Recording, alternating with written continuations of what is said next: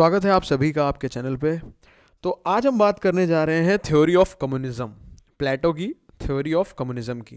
अभी तक हम प्लेटो की जस्टिस की थ्योरी पे बात कर चुके हैं, थ्योरी ऑफ जस्टिस, एजुकेशन पे बात कर चुके हैं, थ्योरी ऑफ नॉलेज पे बात कर चुके हैं। ठीक है, तो ये है हमारी थ्योरी ऑफ कम्युनिज्म प्लेटो की। इसके बाद कुछ टॉपिक्स और बचेंगे, उसके बाद प्लेटो ख़त्म हो जाएगा। तो ये बहुत ही इम्पॉर्टेंट थ्योरी है आपके यूनिवर्सिटी एग्ज़ाम्स के पर्सपेक्टिव से और ऑप्शनल के पर्सपेक्टिव से भी, क्योंकि आप कम्युनिज्म कार्ल मार्क्स में भी पढ़ेंगे, वहाँ पे भी मैं आपको डिटेल में पढ़ाऊँगा। तो चलिए बिना किसी देरी से स्टार्ट करते हैं प्लेटो की थ्योरी ऑफ कम्युनिज्म।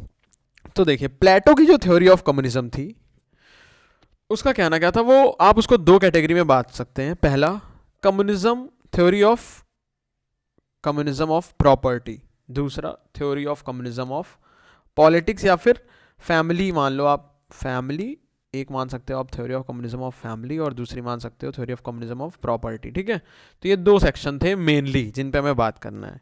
ठीक, तो सबसे पहले हम बात करते हैं communism property, theory of communism of property. तो देखिए, प्लेटो ने theory of communism of property में क्या कहा। प्लेटो ने बोला कि जो प्रॉपर्टी है, धन संपदा, वेल्थ, ये जो चीज़ है ये इंसान को करप्ट बनाती है। क्या बनाती है? करप्ट बनाती है। Property cause corruption.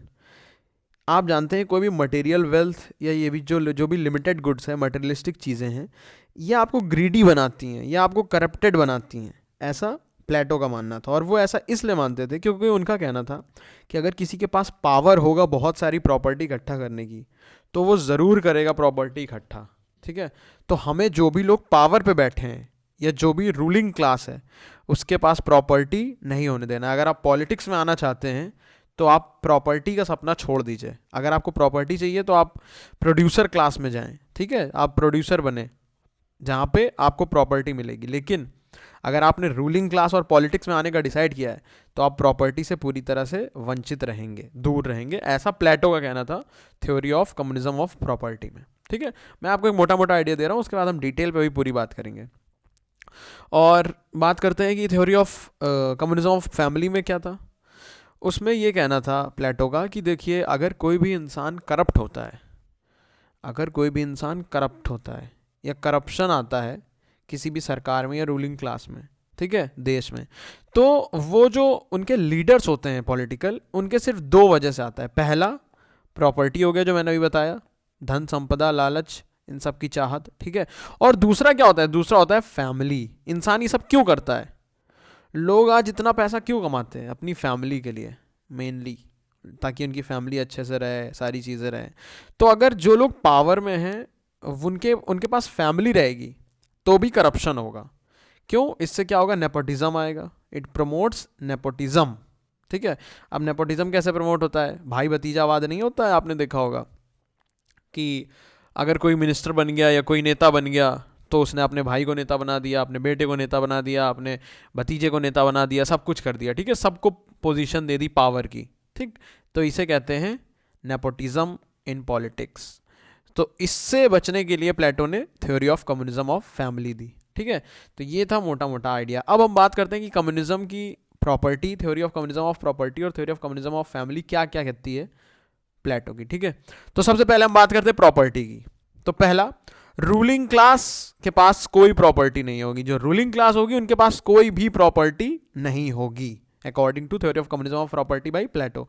दूसरा, अब देखो ऐसा क्यों नहीं होगी प्रॉपर्टी? अगर प्रॉपर्टी होगी तो करप्शन होगा। ठीक है, और अगर करप्शन होगा तो क्राइसिस ऑफ लेजिटिमेसी होगा। क्राइसिस ऑफ लेजिटिमेसी क्या होता है? अब आपको ये चीज़ ध्यान से समझना चाहिए कि किसी भी देश में अगर ऐसा हो जाता है कि कोई अपनी ही चीज़ें बढ़ा रहा है, जो नेता है वो अपनी प्रॉपर्टी बना रहा है, वो दूसरों के हितों को नहीं देख रहा है, वो सिर्फ अपनी प्रॉपर्टी और अपने लोगों को ऊपर ले जाने में देख रहा है, तो वहाँ क्राइसिस ऑफ लेजिटिमेसी हो जाता है। मतलब लोग लेजिटिमेट नहीं मानते हैं, लोग इन चीज़ों को फिर कानूनी तौर पे या लीगल नहीं मानते हैं। उससे क्या होता है? जब लोग किसी चीज़ को लीगल नहीं मानने लगेंगे, लोग सरकार के आदेशों को लीगल नहीं मानेंगे, तो वहाँ पे क्या आएगी? पॉलिटिकल इंस्टेबिलिटी आएगी कि नहीं आएगी? जब लोग बात ही नहीं सुनेंगे, बात ही नहीं मानेंगे, तो ऑटोमेटिकली पॉलिटिकल इंस्टेबिलिटी आएगी। तो ये थी प्लेटो की theory of communism of property. का एक इंट्रोडक्शन। अब बात करते हैं theory of communism of family में क्या था। इसमें था कि रूलिंग क्लास जो होगी उसके पास कोई भी फैमिली रखने का अधिकार नहीं होगा, तो फिर बच्चे कैसे होंगे देश में, कैसे लोग रहेंगे, इसका भी प्रावधान दिया था प्लेटो ने। क्या दिया था? Children of ruling class will be children of state. जो बच्चे होंगे रूलिंग क्लास के वो स्टेट के भी बच्चे होंगे, मतलब स्टेट उनका ध्यान रखेगा। ठीक। फिर इसके 3 पर्पस थे theory of communism of family के। 3 पर्पस क्या है? पॉलिटिकल पर्पस, ठीक है, दूसरा मॉरल पर्पस, तीसरा यूजेनिक पर्पस। तो देखिए पॉलिटिकल पर्पस इसका ये था कि जो फीमेल्स होती थी पहले के टाइम पे, क्या होता था कि फीमेल को हम लोगों ने ऐसे ही दे दिया था काम कि भाई ऐसा ही समाज क्रिएट हो गया था कि फीमेल का तो काम ही है बच्चे संभालना। तो इस चीज़ का प्लेटो ने विरोध किया और बोला कि बच्चे संभालने की ड्यूटी सिर्फ फीमेल को नहीं मिलनी चाहिए। ठीक है, जो रूलिंग क्लास की फीमेल्स होंगी उनके पास चिल्ड्रन की टेक केयर या डोमेस्टिकेशन इनकी ड्यूटी नहीं होगी। उससे क्या होगा? उससे फीमेल्स के पास टाइम होगा जो रूलिंग क्लास के होंगे, और जब टाइम होगा तो वो कहाँ पार्टिसिपेट करेंगी? पॉलिटिकल चीज़ों में पार्टिसिपेट करेंगी स्टेट की। ठीक है, अगर उनके पास उनके बच्चे नहीं होंगे देखभाल करने के लिए, उनके पास काम नहीं होगा, तो वो फिर पॉलिटिकल चीज़ों में पार्टिसिपेट कर सकती हैं। ये था पॉलिटिकल पर्पस फैमिली ना रखने का रूलिंग क्लास के पास। दूसरा मॉरल पर्पस। मॉरल पर्पस क्या? कि सेक्सुअल डिवीज़न ऑफ लेबर। ये जो सेक्सुअल डिवीज़न ऑफ लेबर पहले से क्रिएट कर दिया गया है इसको ख़त्म करना। ठीक है, मतलब ये जो पहले से धारणा बना दी गई है कि पुरुषों का ये काम है स्त्रियों का ये काम है, इसे ख़त्म करना। तीसरा यूजेनिक पर्पस। अब यूजेनिक पर्पस क्या होता है? यूजेनिक का मतलब होता है गुड जीन्स, या फिर आप कह सकते हैं एक अच्छी जीन्स के बच्चे। ठीक है, तो eugenic purpose theory of communism of family का ये था कि प्लेटो ने कहा था कि जो स्टेट होगा वो डिसाइड करेगा कि कौन 2 लोग आपस में बच्चे पैदा कर सकते हैं। ये डिसाइड कौन करेगा? ये स्टेट करेगा।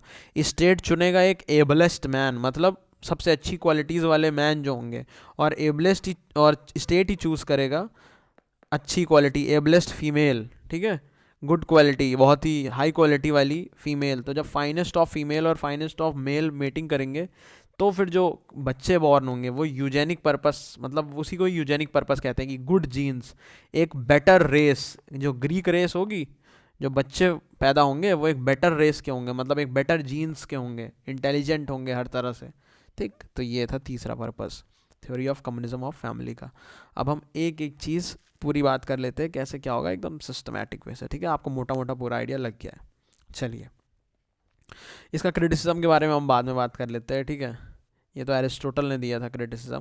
पहले हम बात करते हैं प्लेटोस कम्युनिज्म की। ठीक, तो प्लेटोस कम्युनिज्म में स्टार्ट करते हैं। The basic concern of Plato behind providing the system of communism was to tackle the problem of corruption. जो सबसे मेन रीज़न था प्लेटो का थ्योरी ऑफ कम्युनिज्म देने की, वो था करप्शन से डील करना। ठीक है, करप्शन कैसे ख़त्म करें स्टेट में। Corruption is the use of public office for personal gains. अब करप्शन का मतलब क्या होता है कि जो लोग अपने पर्सनल गेन्स, मतलब खुद का फ़ायदा देखते हैं, किसका यूज़ करके? पब्लिक ऑफिस, पब्लिक पावर का यूज़ करके।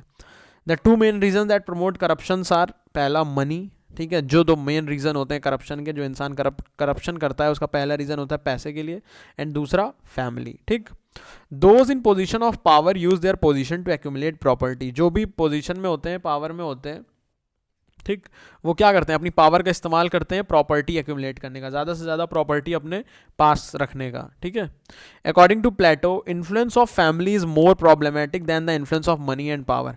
अब प्लेटो ने यह भी कहा कि फैमिली का इन्फ्लुएंस तो इससे भी ख़राब होता है, मनी एंड पावर से भी इंसान को ज़्यादा जो करप्ट करता है वो करती है फैमिली। फैमिली का इन्फ्लुएंस, इंसान फैमिली के लिए कुछ भी करने को तैयार है, चाहे वो सही हो चाहे गलत हो। ठीक, फैमिली प्रमोट्स नेपोटिज्म। अब फैमिली क्या प्रमोट करती है? Nepotism. It creates inequality among citizens. Ruling class gives preference to their people. Family is also a factor behind appropriation of property. ठीक है, अब इसमें क्या इसमें बोला गया है कि नेपोटिज्म आता है फैमिली अगर रहेगी रूलिंग क्लास के पास, जो रूलिंग क्लास में लोग रहेंगे जो रूल करेंगे, अगर उनके पास फैमिली रहेगी तो इससे नेपोटिज्म होगा। नेपोटिज्म से क्या होगा? इनइक्वालिटी, असमानता होगी सिटीजन्स के बीच। रूलिंग क्लास जो होगी वो अपने ही लोगों को, अपनी फैमिली के लोगों को प्रेफरेंस देगी और ऊपर की पोजीशंस में बिठाएगी। Family is also a factor behind appropriation of property. अब फैमिली की वजह से लोग प्रॉपर्टी भी ज़्यादा से ज़्यादा बनाना चाहते हैं, है ना, कि हमारी फैमिली के पास रहे, हमारी पीढ़ियों को कोई दिक्कत ना हो, आगे आने वालों के पास हमारे पास बहुत सारी वेल्थ रहे। Hence family and property have corrupting influence. इसीलिए प्लेटो क्या कहते हैं कि फैमिली और प्रॉपर्टी का करप्टिंग इन्फ्लुएंस होता है इंसान पे। ठीक, अब if a state is corrupt it faces crisis of legitimacy which further results into political instability, hence the problem needs to be treated. अब देखिए करप्शन को ख़त्म करना क्यों ज़रूरी है, करप्शन को ख़त्म करना बेहद ज़रूरी है। उसका रीज़न क्या है? पहला, अगर स्टेट करप्ट होगा, अगर देश करप्ट होगा तो क्राइसिस ऑफ लेजिटिमेसी होगी, जो मैं आपको ऊपर भी समझा चुका हूँ। कैसे? जब आप हर जगह जा रहे हैं, किसी भी ऑफिस में कुछ काम कराने जा रहे हैं, तो आप देख रहे हैं लोग आपसे पैसे मांग रहे हैं, लोग उन्हीं का काम कर रहे हैं जो उनकी फैमिली का है, आपका काम ही नहीं कर रहे हैं। तो आप एक तरह से पूरी तरह से हे दृष्टि से देखने लगोगे सरकार को। आप कहोगे कि यार जब हमारा काम ही नहीं होता, हमें हर चीज़ में पैसा देना पड़ता है, तो किस काम की सरकार फिर ये? क्यों हम माने कि ये सरकार है? क्यों हम इसकी लेजिटिमेसी पे यकीन करें? क्यों हम इसको लेजिटिमेट तरीके से देखें? तो फिर क्या आएगी देश में? पॉलिटिकल इंस्टेबिलिटी, जगह जगह विद्रोह होंगे, रेवोल्यूशन होंगे। ठीक, तो यही है पूरा रीज़न कि हमें करप्शन को ट्रीट करना क्यों बहुत ही ज़्यादा ज़रूरी है। अब बात करते हैं सजेशंस बाय प्लेटो। अब प्लेटो के सजेशंस देखिए क्या थे। Plato suggest communism of property for guardian class, it will have no private property. अब प्लेटो ने क्या कहा कि जो गार्जियन क्लास होगी, जो रूलिंग क्लास होगी, उनके पास कोई भी प्रॉपर्टी नहीं होगी, no private property. Advantages of such a system, अब इसका एडवांटेज क्या होगा? अब इसका एडवांटेज और फायदा ये होगा कि advantage of such a system will be that those who give apatite for property, those who have appetite for property will not go for politics, hence the problem of corruption is resolved। तो देखिए, जब पहले से इंसान को पता होगा कि यार अगर हमें पॉलिटिक्स में जाना है तो हमें प्रॉपर्टी से हाथ धोना पड़ेगा, हमें प्रॉपर्टी नहीं मिलेगी, तो ऑटोमेटिकली जो लोग पास भी हुए होंगे, जो हमने थ्योरी ऑफ नॉलेज पढ़ी थी उससे जो लोग पास भी होंगे, कैपेबल भी होंगे रूलिंग क्लास बनने के, वो भी रूलिंग क्लास बनने का आइडिया ड्रॉप कर देंगे, क्योंकि उन्हें प्रॉपर्टी चाहिए होगी, तो वो प्रोड्यूसर क्लास में चले जाएंगे। ठीक, तो ये एक प्लेटो का सिस्टम था। अब बात करते हैं possibility of communism of property. अब देखिए कम्युनिज्म ऑफ प्रॉपर्टी के क्या एस्पेक्ट हैं, ठीक है, पॉजिटिव नेगेटिव सब की हम बात करेंगे। कम्युनिज्म ऑफ प्रॉपर्टी पे अभी हम चल रहे हैं। It is possible because guardian class has no lust for property. अब देखिए ये पॉसिबल हो सकता है कि लोग प्रॉपर्टी ना ले, कोई गार्जियन क्लास के पास कोई लस्ट, कोई लालच नहीं होना चाहिए प्रॉपर्टी का। Guardian class does not need property also because state is organic in nature and different classes are interdependent on each other. अब देखिए प्लेटो का कहना है कि प्रॉपर्टी की ज़रूरत भी नहीं है गार्जियन क्लास को। क्यों? गार्जियन क्लास क्या कर रही है? लोगों की देखभाल कर रही है। और स्टेट का नेचर क्या है? ऑर्गेनिक नेचर है स्टेट का। मतलब जो तीनों क्लासेस हैं, कौन सी? रूलिंग, गार्जियन और प्रोड्यूसर क्लास, ये तीनों क्या है? इंटरडिपेंडेंट ऑन ईच अदर हैं। मतलब जो प्रोड्यूसर क्लास है वो रूलिंग क्लास के खाने पीने खर्चे का ध्यान रखेगी, ठीक है, कहाँ से खाना आएगा, क्या आएगा, वो सबका ध्यान रखेगी। और बदले में रूलिंग क्लास अच्छी अच्छी पॉलिसीज़ बनाएगी प्रोड्यूसर क्लास के लिए और देश का ध्यान रखेगी। तो ये इंटरडिपेंडेंट है, organic in nature. There is a division of labour in the society, producer class will produce, soldier class will protect and ruling class will govern. तो ये तो मैंने अभी समझा ही दिया आपको, ठीक है। अच्छा, आप लोग मुझे कमेंट में ये बता दीजिएगा, मैं काफ़ी दिन से पूछने की सोच रहा था कि आप लोगों को ऐसा तो नहीं चाहिए कि जो बेसिक इंग्लिश लिखी है एकदम, मतलब एकदम ही नॉर्मल इंग्लिश की जिसे कोई भी समझ जाए, उससे भी मैं हिंदी में एक्सप्लेन करने की आपको नीड तो नहीं है? जैसे यहाँ पे लिखा था there is a division of labour in society, producer class will produce, soldier class. वैसे मैं बता देता हूँ, बट फिर भी जो बेसिक इंग्लिश है अगर उसकी भी ज़रूरत हो आपको कि नहीं आप वो भी एक्सप्लेन कर दीजिए हमें हिंदी में एक एक लाइन, तो आप कमेंट में बता दीजिएगा, मैं वो भी कर दूंगा, ठीक। वैसे आपको आना चाहिए, इतनी इंग्लिश तो एटलीस्ट सबको आनी चाहिए। The material needs of ruling class will automatically be taken care of, it will promote solidarity in society। अब देखिए जो रूलिंग क्लास की नीड्स होंगी उनको कौन देख लेगा? प्रोड्यूसर क्लास चीज़ें दे देगा उनको, खाने पीने की या जो भी चीज़ें उन्हें ज़रूरत होंगी। इससे क्या होगा? इससे सॉलिडारिटी आएगी सोसाइटी में, मतलब एकता बढ़ेगी, मिलजुल के रहने की चीज़ें ज़्यादा प्रमोट होंगी, ठीक है, एक सीख मिलेगी, एक लेसन मिलेगा, ठीक है। Ruling class will have time to speculate, इससे क्या होगा? इससे रूलिंग क्लास के पास टाइम भी होगा इन सब चीज़ों के बारे में ना सोच के, देश के बारे में सोचने का, एक बेहतर भविष्य देखने का, पॉलिसी मेकिंग करने का। Plato suggest communism of family for guardian class, the system has 3 purposes. अब हम बात करते हैं कि हमने कम्युनिज्म ऑफ प्रॉपर्टी पूरा निपटा लिया है, ठीक है। अब हम बात करते हैं 3 पर्पसेस किसका? हम theory of communism of family पे आ चुके हैं, ठीक। तो इसके 3 पर्पस क्या हैं? पहला पॉलिटिकल, दूसरा मॉरल, तीसरा यूजेनिक। अब हम इसको डिटेल में पढ़ेंगे, theory of communism of property. इसका पॉलिटिकल पर्पस क्या है? Number 1, it can solve the problem of corruption. अब ये करप्शन की प्रॉब्लम को सॉल्व कर सकती है कैसे? Family is a major factor influencing man to become corrupt, ठीक है। फैमिली बहुत ही बड़ा रोल प्ले करती है एक आदमी को करप्ट बनाने में। आपने देखा होगा मूवीज़ में, अगर आप वेब सीरीज़ वगैरह देखते हैं तो जनरली ऐसा होता है कि एक इंसान मजबूर हो जाता है कभी कभी कि हमारी वाइफ ये कह रही है कि एक घर ले लो, एक ये कर लो, वो कर लो, हमें बच्चों के लिए एक बेहतर भविष्य देखना है, तो इन सब की चीज़ों पे बहकावे में आके इंसान करप्ट हो जाता है, ठीक है, गलत तरीके से पैसे कमाने लगता है. If guardian class will have no family they will treat all citizen as their children.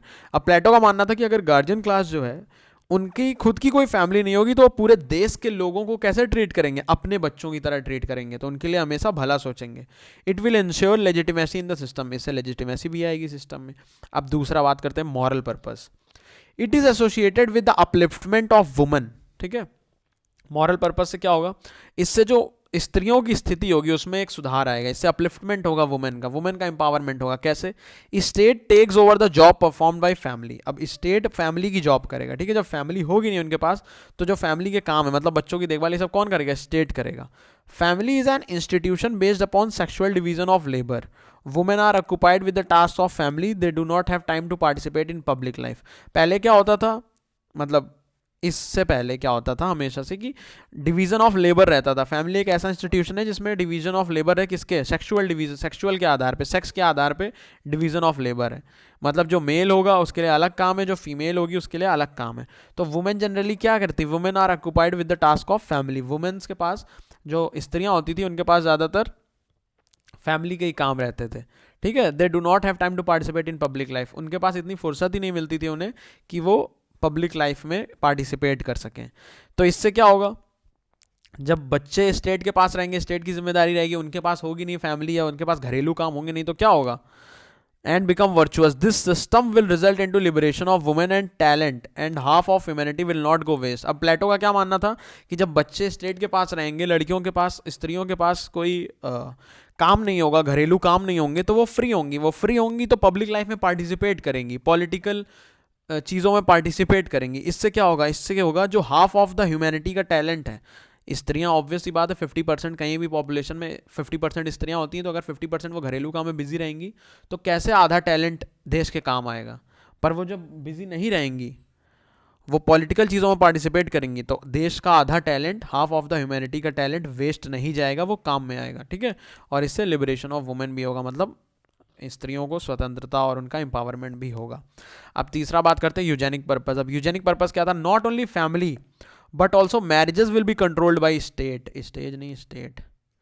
ठीक, तो प्लेटो का कहना था सिर्फ फैमिली नहीं, मैरिज भी कौन कंट्रोल करेगा, स्टेट कंट्रोल करेगा. कैसे, so by controlling the system of marriage it was possible to improve Greek race. अब इससे ग्रीक रेस मतलब जो ग्रीक बच्चे होंगे वो इम्प्रूव होंगे, आगे जो पैदा होने वाली जनरेशन है उनको हम सुधार सकते हैं अगर स्टेट कंट्रोल करेगा मैरिज. कैसे, state will select partners for procreation purpose and ablest of man and ablest of women will be selected by the state. ये तो मैं आपको ऊपर समझा चुका हूँ कि स्टेट ही चुनेगा कौन, किस आदमी के साथ किसकी शादी होगी, किस औरत के साथ किसकी शादी होगी. ठीक है, ये सब स्टेट ही तय करेगा, मतलब स्टेट ही डिसाइड करेगा कि कौन किसके साथ मीटिंग करके बच्चे पैदा कर सकता है, ताकि जो ग्रीक रेस है वो बेटर हो. ठीक, अब बात करते हैं क्रिटिकल इवैल्यूएशन. ठीक है, इस चीज़ का क्रिटिसिज्म क्या था. ठीक, तो क्रिटिकल इवैल्यूएशन पहले मैं आपको एक कॉन्सेप्ट समझा देता हूँ, यहाँ पे आपको थोड़ी थोड़ी चीज़ें आप समझ आएंगी. अब देखिए, क्रिटिसिज्म जो था इसका काफ़ी लोगों ने क्रिटिसिज्म किया, पर जो सबसे मेन क्रिटिसिज्म हुआ इस theory of communism of property and family का, तो वो किया प्लेटो के ही डिसिपल एरिस्टोटल ने. प्लेटो के ही शिष्य थे एरिस्टोटल. उन्होंने क्या कहा, एरिस्टोटल ने कहा no institution is better than family and property. अगर ऐसा सच में होता कि फैमिली एंड प्रॉपर्टी से भी कुछ अच्छा इंस्टीट्यूशन एग्जिस्ट कर रहा है, ठीक है, आपने बोला फैमिली और प्रॉपर्टी खत्म कर दो, तो इससे अच्छा तो कुछ लाओ, कोई अल्टरनेटिव है, नहीं है. क्यों, क्योंकि ऐसा अगर आज तक कोई अल्टरनेटिव होता फैमिली और प्रॉपर्टी से अच्छा इंस्टीट्यूशन, तो वो अब तक एग्जिस्ट करता. अब अरिस्टोटल ने फैमिली और प्रॉपर्टी का सपोर्ट कैसे किया है, प्रॉपर्टी का सपोर्ट किया है अरिस्टोटल ने कि अगर आप प्रॉपर्टी अबॉलिश कर देंगे तो लोगों के अंदर sense of satisfaction, sense of achievement नहीं होगा. आपने देखा होगा कुछ लोगों के पास कोई खर्चे नहीं होंगे लेकिन वो तब भी प्रॉपर्टी पे प्रॉपर्टी बनाने में लगे. क्यों, क्योंकि उनको उससे खुशी मिलती है, उनको एक sense of achievement, sense of satisfaction मिलता है. ठीक है, तो ये अरिस्टोटल ने बात कही. दूसरा, फैमिली के बारे में ये कहा अरिस्टोटल ने कि देखिए अगर बच्चे स्टेट की रिस्पॉन्सिबिलिटी होंगे, ठीक है, अगर बच्चे स्टेट को दिए जाएंगे, तो आपने एक चीज़ नोटिस करी होगी कि अगर कोई चीज़ किसी की रिस्पॉन्सिबिलिटी नहीं होती है ना, मतलब किसी पर्टिकुलर चीज़ की रिस्पॉन्सिबिलिटी किसी को बताई ना जाए कि इनकी रिस्पॉन्सिबिलिटी है, तो कोई उसकी देखभाल नहीं करता है। ये हमेशा से होता आया है, ठीक है। तभी आपने देखा होगा पब्लिक प्रॉपर्टी के कितने बुरे हाल रहते हैं, ठीक है, मोस्ट ऑफ द केसेस में। तो इसीलिए अरिस्टोटल ने कहा कि अगर चिल्ड्रन स्टेट के होंगे तो नो वन टेक्स रिस्पॉन्सिबिलिटी, कोई उनकी रिस्पॉन्सिबिलिटी नहीं लेगा, इससे बच्चे सही से बड़े हो ही नहीं पाएंगे, उनकी देखभाल नहीं हो पाएगी। और दूसरा, अरिस्टोटल ने बताया कि फैमिली तो बहुत इंपॉर्टेंट है एक इंसान की ज़िंदगी में, क्योंकि फैमिली क्या है, फैमिली इंसान को इमोशनल सपोर्ट देती है, पीस देती है। जब वो हर जगह से थक जाता है, हार जाता है, तब वो फैमिली के पास जाता है। तो फैमिली को एबॉलिश करना कोई बेहतर चीज़ नहीं है, बल्कि ये क्या है, ये एक बैकवर्ड स्टेप है, ऐसा अरिस्टोटल ने कहा। ठीक, चलिए अब हम इसको डिटेल में बात करते हैं। Critical evaluation, abolition of institution of family and abolition of private property. Plato appears to be radical and quite revolutionary in suggesting such reforms. ठीक है, अब प्लेटो ने ये चीज़ें, बहुत बड़ी चीज़ थी उस टाइम पे ये बोलना, आज से 3000 साल पहले ये कह देना कि फैमिली को ख़त्म कर दो, प्रॉपर्टी को ख़त्म कर दो, ये बहुत बड़ा स्टेप था। तो ये बहुत ही रेडिकल और रिवोल्यूशनरी स्टेप था। ठीक है, प्लेटो ने इसके आगे पीछे की चीज़ें शायद उस ढंग से नहीं सोच पाए, ऐसा उनके क्रिटिक्स का कहना था। Plato is criticized by conservative and liberal scholar thinkers. अब देखिए, कंजर्वेटिव और लिबरल स्कॉलर थिंकर्स ने प्लेटो को क्रिटिसाइज किया। अब कंजर्वेटिव थिंकर्स कौन होते हैं? कंजर्वेटिव थिंकर्स वो थिंकर्स होते हैं जो हमेशा कंजर्व करना चाहते हैं। कंजर्व करना मतलब बचा के रखना, जो चीज़ें जैसे चले आ रही हैं, जो प्रथाएं ट्रेडिशन जैसे चले आ रहे हैं वैसे ही चलने दो, ये मानना होता है कंजर्वेटिव थिंकर्स का। ठीक है, अब आपको कोई पूछे आगे चल के कंजर्वेटिव थिंकर्स क्या होते हैं, तो आपके दिमाग में ये बात आनी चाहिए कि जो कंजर्व करके रखते हैं चीज़ों को, जो जैसी चीज़ें चल रही हैं वैसे ही चलने देना चाहते हैं, उन्हें कहते हैं कंजर्वेटिव। और लिबरल स्कॉलर आप थिंकर्स, लिबरल को तो आप जानते ही हैं। ठीक है, लिबरल तो इतना पॉपुलर टर्म है कि हर इंसान लिबरल जानता है। ठीक है, खुले विचारों के। One of his greatest critic is his disciple Aristotle. ये तो मैंने बताया कि उनके सबसे बड़े क्रिटिक कौन थे प्लेटो के, उन्हीं के शिष्य अरिस्टोटल। अरिस्टोटल एक कंजर्वेटिव और फंक्शनलिस्ट थिंकर थे। ठीक, कंजर्वेटिव मतलब बता चुका हूँ, फंक्शनलिस्ट का मतलब वही कि जो जैसा काम, जो काम जो कर रहा है, जो इंस्टीट्यूशन जो काम कर रहा है, तो उसका कोई ना कोई तो मतलब होगा ना, तो जो जैसा कर रहा है उसे करने देना चाहिए, फंक्शनलिस्ट थिंकर सोचते हैं। अब व्यूज़ ऑफ अरिस्टोटल क्या है, अरिस्टोटल ने किस किस तरह से क्रिटिसाइज किया, अब हम इस पे बात करेंगे। ठीक है, तो इसमें 3 एस्पेक्ट देखेंगे। पहला, अरिस्टोटल ने प्राइवेट प्रॉपर्टी को कैसे क्रिटिसाइज किया। दूसरा, फैमिली को कैसे क्रिटिसाइज किया, मतलब theory of communism of family, theory of communism of private property. और तीसरा, ये रेग्रेसिव स्टेप क्यों है, मतलब ये पीछे जाने वाला स्टेप क्यों है। ठीक, अब प्राइवेट प्रॉपर्टी में उनका मेन मैं आपको बता चुका हूँ, सेंस ऑफ अचीवमेंट और हैप्पीनेस दिलाती है प्रॉपर्टी, इसलिए अरिस्टोटल कहते थे कि इसको अबॉलिश करना सही नहीं रहेगा। और दूसरा, फैमिली के लिए बिलोंग्स टू एवरीथिंग, मतलब फैमिली तो सब कुछ होती है इन लोगों के लिए, और कोई रिस्पॉन्सिबिलिटी नहीं लेगा बच्चों का, एक ये पॉइंट था क्रिटिसिज्म का। और तीसरा, इमोशनल सपोर्ट प्रोवाइड करती है फैमिली, तो वो कौन प्रोवाइड करेगा अगर फैमिली अबॉलिश कर देंगे तो। और तीसरा, रेग्रेसिव स्टेप, ये एक पीछे जाने वाला स्टेप क्यों है, उसका मेन था ये कि अगर ये एक फॉरवर्ड स्टेप होता, ठीक है, अगर ये एक ब्राइट फ्यूचर या अच्छा स्टेप होता, आगे ले जाता हमारी जनरेशन को, तो ऐसी चीज़ें पहले प्रैक्टिस हो चुकी होती, बट आज तक ऐसा कुछ प्रैक्टिस नहीं हुआ। इसका क्या मतलब है कि यही सबसे बेटर था। ठीक है, एरिस्टोटल के अकॉर्डिंग। अब देखिए critical evaluation. Aristotle represents the conservative school of thought, बता चुका हूँ। Aristotle is a functionalist, he believes that whatever is existing in society is performing certain functions. Aristotle का मानना था कि जो भी सोसाइटी में पहले से है वो एक सर्टेन फंक्शन, मतलब अपने अपने कार्य अपने अकॉर्डिंग कर रहे हैं। ठीक है, Aristotle believes that moderation is better then extremes. Aristotle का मानना था कि एक बीच का रास्ता ढूंढना ज़्यादा बेटर है, ना कि एक्सट्रीम पे चले जाके कोई डिसीजन ले लेना, जैसे कि यह था कि पूरी तरह से abolish. Aristotle rejects extreme measures suggested by Plato. अब एरिस्टोटल ने क्या किया, रिजेक्ट कर दिया जो भी प्लेटो ने मेजर्स बताए थे, क्योंकि प्लेटो के अकॉर्डिंग ये बहुत ही एरिस्टोटल के अकॉर्डिंग ये मेजर्स प्लेटो के बहुत ही रेडिकल और एक्सट्रीम थे। According to Aristotle, family and marriage are time tested institutions. Aristotle के अकॉर्डिंग फैमिली और मैरिज, जो शादी और परिवार जैसी चीज़ें हैं ना, ये टाइम टेस्टेड इंस्टीट्यूशंस हैं।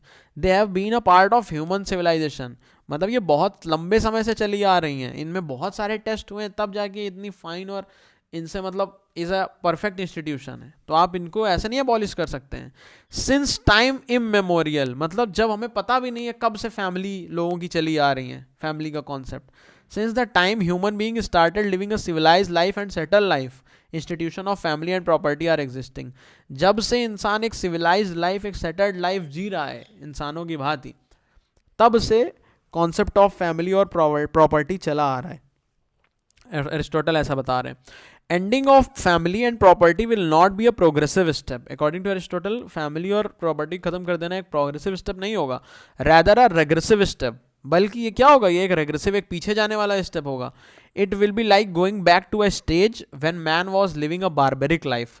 बारबेरिक लाइफ मतलब पहले लोग बारबेरियंस की तरह थे ना, मतलब बस इधर उधर लड़ना, खाने पीने के लिए वो क्या बोलते थे, नोचना एक दूसरे को बस खाने के लिए. बारबेरियन जैसी ज़िंदगी होती थी, किसी को ज्ञान नहीं था क्या कैसे सिविलाइज्ड रहते हैं. ठीक है, तो ये प्लेटो कहते हैं, ये एरिस्टोटल कहते हैं कि ये स्टेप तो एक going back to a stage kind of step है. जब इंसान बारबेरिक ज़िंदगी जीता था तब लोग ऐसा सोचते थे कि फैमिली ना रखो. ठीक, तब कोई भी किसी के साथ रह लेता था क्योंकि तब इतना ज्ञान नहीं था लोगों को. According to Aristotle, acquisition of private property gives human beings a sense of achievement. ठीक है, प्रॉपर्टी होना क्या देती है, एक सेंस ऑफ अचीवमेंट देती है. Private property promote sense of enterprise. It gives man a sense of achievement and social recognition. ये सब तो समझाने की ज़रूरत है नहीं, ये सब तो आप लोगों को अच्छे से पता है कि आज के ज़माने में प्रॉपर्टी होना लोगों को कैसा sense of enterprise, sense of achievement और एक सोशल रिकॉग्निशन, मान सम्मान दिलाती है. ठीक है, propertied class has interest in the stability of society as well. That's why such a useful institution should not be abolished. अब अरिस्टोटल का कहना था कि जो प्रॉपर्टीड क्लास होती है, जिसके पास प्रॉपर्टी होती है, ठीक है, देखिए मैं इस पर अंडरलाइन करता हूँ तो आप ये पहले से ही लिख लिया करिए, जो नोट्स है साथ में लिखते हैं, मैं बोल भी तो रहा हूँ अगर ये ना दिख रहे हो तो. नहीं तो मैं चलिए कोशिश करूँगा नीचे ही अंडरलाइन करूँ एकदम सही से. ठीक, propertied class has an interest in the stability of society as well. That's why such a useful institution should not be abolished. तो जो propertied class होती है वो भी बहुत बड़ा योगदान देती है किसके लिए, स्टेबिलिटी ऑफ सोसाइटी के लिए. ठीक, तो इस इंस्टीट्यूशन को, इतने यूजफुल इंस्टीट्यूशन को हमें ख़त्म नहीं करना चाहिए. Institution of family provides emotional security and stability to human being. It is also an important agency of primary socialisation. That's why it should not be abolished. अब जो फैमिली होती है वो लोगों को इमोशनल सिक्योरिटी और स्टेबिलिटी तो देती ही है, उसके साथ साथ जो एक बच्चे का प्राइमरी सोशलाइजेशन होता है, सबसे पहले बच्चा जो चीज़ें सीखता है वो एक फैमिली से ही सीखता है, ऐसा अरिस्टोटल का कहना है. Abolition of marriage will create the problem of social morality.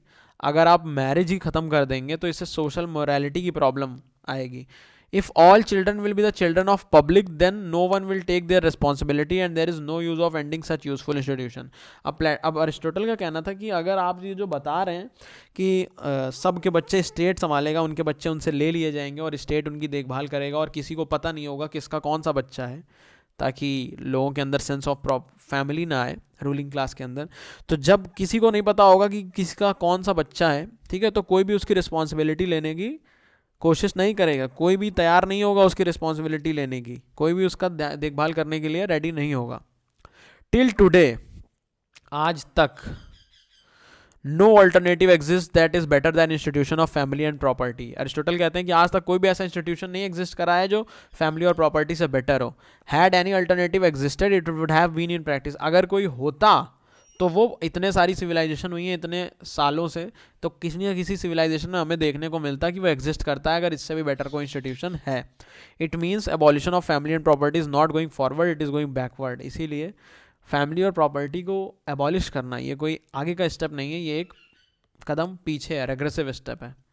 अब बात करते हैं relevance of Plato's idea of communism. ठीक, रेलेवेंस क्या था प्लेटो के आइडिया ऑफ कम्युनिज्म का.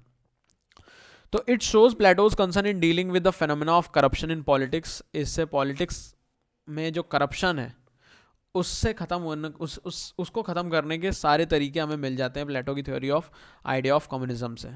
ठीक, मतलब करप्शन नहीं रहेगा, ये जो तरीका है जो प्लेटो ने बताया. Michael Walzer also thinks on a similar line. He in his book Sphere of Justice says if economy is brought into politics it will lead to corruption. अब देखिए जो माइकल वॉल्जर थे उन्होंने भी इसका सपोर्ट किया है और वो भी इसी तरह से सोचते हैं. उन्होंने अपनी किताब स्फेयर ऑफ जस्टिस में लिखा है कि इकोनॉमी को हमेशा पॉलिटिक्स से अलग रखना चाहिए. मतलब धन संपदा, प्रॉपर्टी, इन सब चीज़ों को पॉलिटिक्स से हमेशा अलग रखना चाहिए, नहीं तो क्या होता है, करप्शन होता है सोसाइटी में.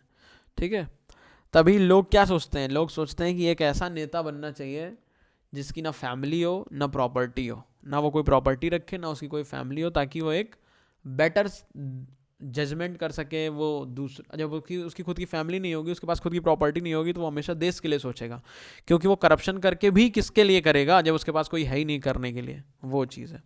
Similarly if family is brought in to politics according to Plato it will lead to nepotism. ये मैं बता चुका हूँ कि अगर फैमिली को लाया गया पॉलिटिक्स में तो नेपोटिज्म होगा इससे। Plato's concern has been significant but his suggestions are unrealistic. Plato appears to be an utopian thinker, he laid the foundation of utopianism. अब देखिए प्लेटो के जो कंसर्न थे ये तो काफ़ी इंपॉर्टेंट थे, लेकिन ये जो चीज़ें हैं ना, एबॉलिश कर देना, सब खत्म कर देना, ये बहुत अनरियलिस्टिक है। इसीलिए प्लेटो एक यूटोपियन थिंकर की तरह नज़र आते हैं, और इन्होंने ही यूटोपियनिज्म की भी फाउंडेशन रखी। ठीक है, यही फाउंडर है यूटोपियनिज्म के। अब यूटोपियन क्या होता है? यूटोपियन थिंकर आप एक तरह से यूटोपियन को कह सकते हैं एक लाला लैंड में जीने वाले, मतलब लाला लैंड इन द सेंस कि एक अपनी एक मस्त दुनिया है, अपनी एक अलग दुनिया है जहाँ हरा भरा, जहाँ सब कुछ उनके अकॉर्डिंग है, जो सच में तो एग्जिस्ट नहीं कर सकता है, सच में तो पॉसिबल नहीं है, बट हाँ वो अपने में ही खोए। एक यूटोपियन लैंड है जहाँ सब कुछ हैप्पीनेस से भरा हुआ है, सब एकदम यूटोपियन चीज़ें हैं जो अनरियलिस्टिक। ठीक, अब बात करते हैं प्लेटोज कम्युनिज्म और मार्क्स के कम्युनिज्म में डिफरेंस क्या था। ठीक, अब देखिए ये टॉपिक यहाँ पे मैं आपको एक ओवरव्यू अच्छा खासा दे दूंगा, ठीक है, लेकिन मार्क्स का जो कम्युनिज्म है उसके बारे में अभी आपको नहीं सोचना है, क्योंकि वो मैं आपको सेपरेटली पढ़ाऊंगा मार्क्स का कम्युनिज्म। ठीक, तो एक क्विक कंपैरिजन देखते हैं प्लेटो के कम्युनिज्म में और मार्क्स के कम्युनिज्म में। अब बात करते हैं an ideology promoted by Marx. ठीक, ये जो कम्युनिज्म की आइडियोलॉजी है ये पहली बार किसने प्रमोट करी थी? मार्क्स ने ही प्रमोट करी थी। प्लेटो ने भी यही सेम, मतलब कम्युनिज्म ऑफ प्रॉपर्टी और कम्युनिज्म ऑफ फैमिली करा था, लेकिन उन्होंने इस तरह से नहीं टर्म दिया था इसको। ठीक, उनका जो गोल था वो अलग था। कैसे अलग था वो आपको अभी समझ में आएगा। अब बात करते हैं क्या डिफरेंस था मार्क्स और प्लेटो में। तो प्लेटो, सबसे पहला डिफरेंस, प्लेटो एक आइडियलिस्ट थे और मार्क्स एक मटेरियलिस्ट थे। ठीक, मार्क्स क्या थे? मटेरियलिस्ट थे। ठीक, मटेरियलिस्ट कौन होता है? जिनके लिए मैटर ज़्यादा इंपॉर्टेंट करता है आइडियाज़ से, जिनके लिए जो लिमिटेड गुड्स हैं वो ज़्यादा इंपॉर्टेंट होते हैं अनलिमिटेड गुड्स से। ठीक, जिनके लिए चेंजिंग यूनिवर्स की चीज़ें ज़्यादा इंपॉर्टेंट होती हैं दैन अनचेंजिंग यूनिवर्स से। ठीक, अब हम बात करते हैं दूसरा क्या था। दूसरा ये कि जो प्लेटो का कम्युनिज्म था वो मेनली बेस्ड किस पे था? आइडियाज़ पे बेस्ड था, स्पिरिचुअल था। ठीक है, सोल की बात करते थे प्लेटो। ठीक, लेकिन जो मार्क्स का कम्युनिज्म था वो किससे कनेक्टेड था? वो कनेक्ट था इकोनॉमिक्स से। ठीक, वो इकोनॉमिक्स से कनेक्ट था और वो हमेशा बात करता था मैटर, पैसा, इन सब चीज़ों पे बात करते थे। ठीक, अब देखिए प्लेटो ने ही, प्लेटो का कम्युनिज्म स्पिरिचुअल क्यों था? क्योंकि उन्होंने सोल एलिमेंट्स की बातें करी थी, जिनके अंदर रीजन डोमिनेट करता है, जिनके अंदर ये करता है। उन्होंने अलग अलग क्लासेस बनाई थी। फिर उन्होंने, और दूसरी सबसे इंपॉर्टेंट चीज़ कि जो प्लेटो का थ्योरी ऑफ कम्युनिज्म था, abolition of property and family, ये सिर्फ और सिर्फ रूलिंग मतलब गार्जियन क्लास के लिए ही था, जो प्लेटो का कम्युनिज्म था। बट जो मार्क्स का कम्युनिज्म था वो कहता था एबॉलिशन ऑफ प्राइवेट प्रॉपर्टी पूरी तरह से, सब के लिए, equality to be given privacy over liberty. ठीक है, मार्क्स कहते थे कि सब के लिए, किसी के पास नहीं होनी चाहिए, पर प्लेटो ने ऐसा नहीं कहा। सबसे बड़ा डिफरेंस, प्लेटो ने कहा सिर्फ रूलिंग क्लास के पास नहीं होनी चाहिए। ठीक, और ये जो प्लेटो का थ्योरी ऑफ कम्युनिज्म है ये कभी भी इसने वॉयलेंट रिवॉल्यूशन की बात नहीं करी। ठीक है, इसको अचीव करने के लिए इन्होंने वॉयलेंट रिवॉल्यूशन की बात नहीं करी। जबकि जो मार्क्स का कम्युनिज्म था उन्होंने क्या कहा था कि it achieve through violent revolution, इसके लिए हमें एक क्रांति करनी पड़ेगी, वो भी हिंसा से भरी हुई। ठीक, ये मार्क्स के कम्युनिज्म में था, जबकि प्लेटो कम्युनिज्म ऐसी बातें नहीं करता था। और दूसरी चीज़ सबसे इंपॉर्टेंट, एक आखिरी, वो ये कि जो प्लेटो का theory of communism of property and family है वो सिर्फ सिटी स्टेट के अंदर लागू होता है। मतलब उन्होंने ग्रीक और एथेंस को ही रख के बताया था, उन्होंने एथेंस को रख के बताया, तो ये सिटी स्टेट पे ही लागू होता है। बट जो मार्क्स का कम्युनिज्म जिसके बारे में मार्क्स ने बात करी है वो एक इंटरनेशनल कैरेक्टर है, मतलब वो इंटरनेशनल तौर पे उन्होंने पूरी दुनिया के लिए सजेस्ट किया था ये सारी चीज़ें, जो भी पॉइंट्स थे। तो इतना आपको अभी डिफरेंस अभी के लिए जान लेना है between Plato's communism and Marxist communism. बाकी आप मार्क्स का कम्युनिज्म डिटेल में जब हम पढ़ेंगे तो आपको सारी चीज़ें अपने आप क्लियर हो जाएंगी। तो आई होप आपको पूरा कम्युनिज्म समझ आ गया होगा। अब इसके कुछ टॉपिक्स बचे हैं, फिर हमारा प्लेटो पूरा फिनिश होने वाला है। ठीक है, तब तक आप पढ़ते रहिए, रिवाइज करते रहिए।